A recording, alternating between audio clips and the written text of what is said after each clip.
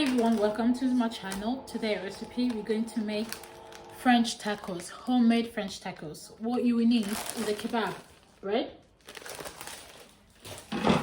Breast chicken. As vegetable, you will need green pepper, yellow, red, and onions. You will also need the salsa sauce. You will need salt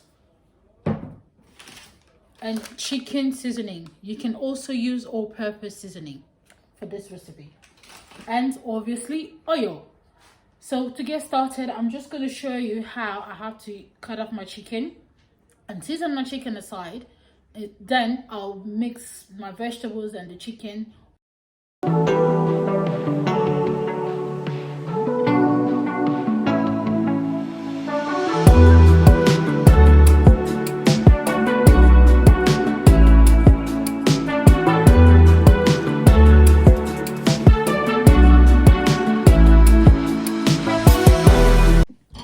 As you can see, I already cut my chicken. Obviously, I washed my chicken before cutting it off, and I washed my vegetable and I cut it off. What I'm gonna do now, I'm just gonna season my chicken.